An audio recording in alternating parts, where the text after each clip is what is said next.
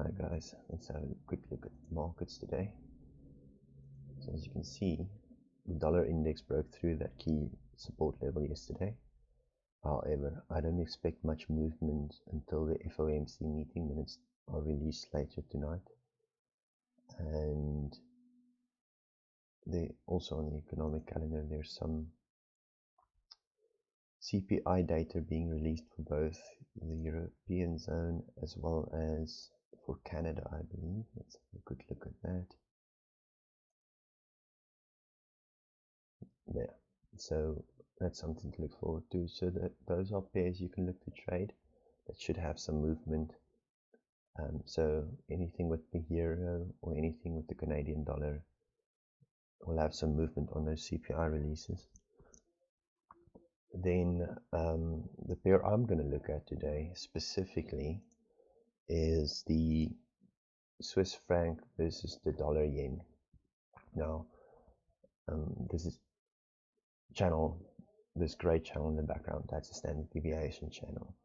We've got the price right beneath a key resistance level that I used top-down analysis and drew it from the daily chart. I got that key resistance level, so it's quite significant.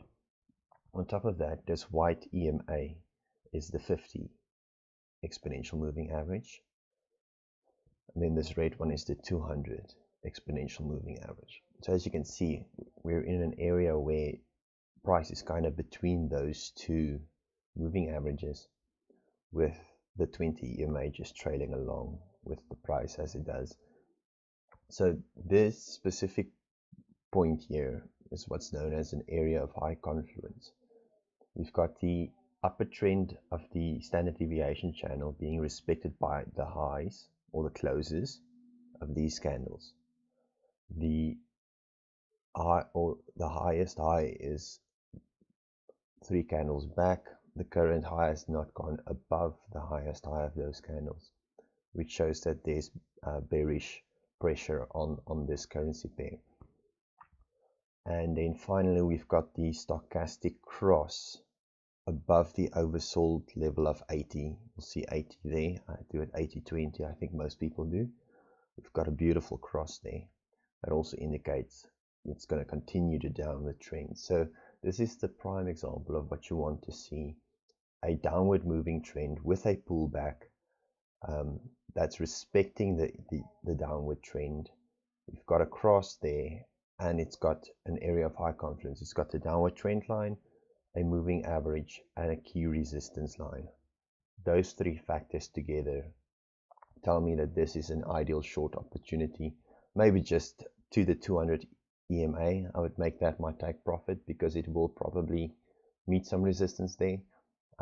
Once it breaks through, it should go down to 116.332, maybe above it a little bit. You can move that up to there. It should make it to that level, which is now 116.370. So yeah, that's my trading strategy for today. I'm just going to scalp this. It's 20 pips, low risk. You'd put the stop loss above the just above that candle.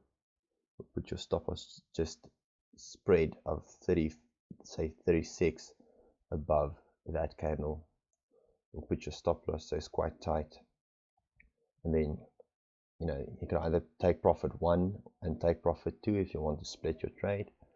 I'm just going to scalp the 200 because I think the 200 EMA is going to give it some resistance and it'll bounce back. So I'm just going to scalp a few points there, or pips there. But what you do, where you put your take profit, that's always up to you. So anyway, that's my trading idea for today. I hope you guys enjoy.